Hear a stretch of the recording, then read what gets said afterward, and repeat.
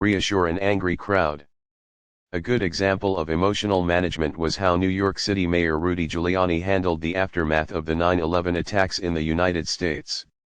He was one of the few politicians who was constantly available, dealing with the media, attending funerals, and answering questions.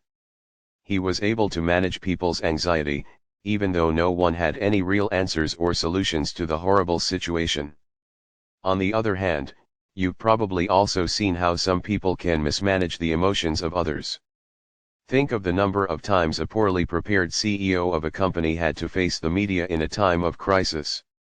By giving off the wrong body language, using the wrong tone of voice, or evading answers to questions, these leaders made people who were watching feel more annoyed or upset.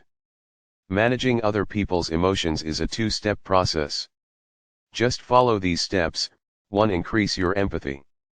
You need to put yourself in the other person's shoes and feel his pain, joy, hopes, or fears. Refer to Chapter 7. One way is by asking questions of people. Learn what you can by asking and observing. Does he like 291-292 Part V, the part of tense sports or exercise? What are his favorite teams and activities? What foods does she choose to eat? What makes her feel happy or sad? To respond to him in the way that you would want someone to respond to you to relieve that pain. Managing someone else's emotions requires a certain amount of skill. First, you need to know where you want to lead the other person. Do you want to make someone happy, calm, vigilant, or aware, for example? After you decide how you want her to feel, then you have to know how to guide her there. Think of the last time that you heard an inspirational speaker or saw a film that really moved you.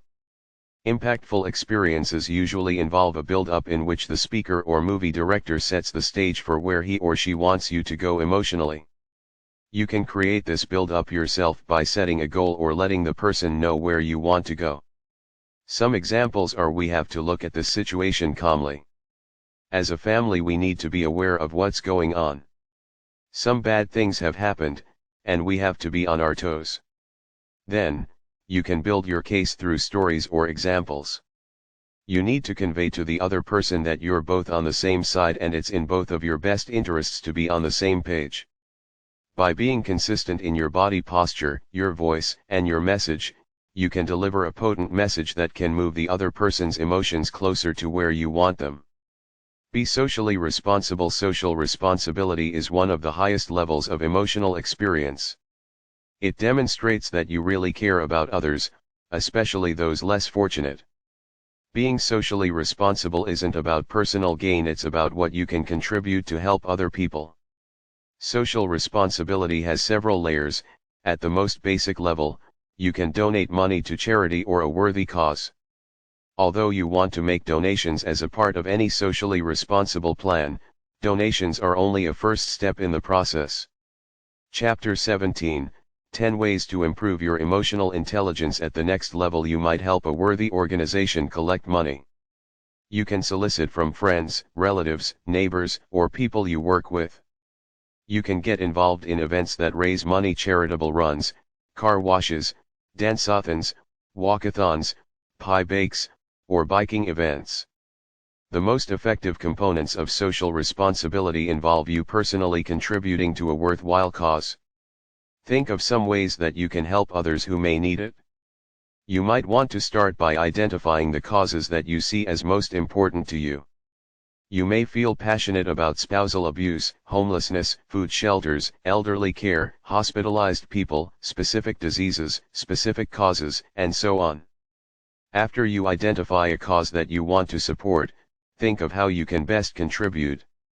You can serve on a board, be a volunteer worker, or participate in any of a number of ways. Contact the agency or organization associated with that cause and ask how you can help.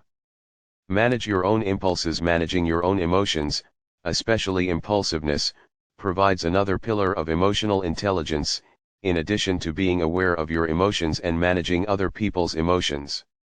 By becoming more emotionally self-aware, which you can read about in the section Become More Self-Aware, earlier in this chapter, you better prepare yourself for emotional self-management. You can manage your impulses in 3 basic ways. Distraction: when you sense a problem in impulse control coming on, you can most quickly deal with it by distracting yourself. Shift your thinking by counting to 10 or focusing on prepared distracting thoughts. You can train yourself to quickly change your thoughts, or the subject if in a conversation, to something such as the weather, what you ate for breakfast.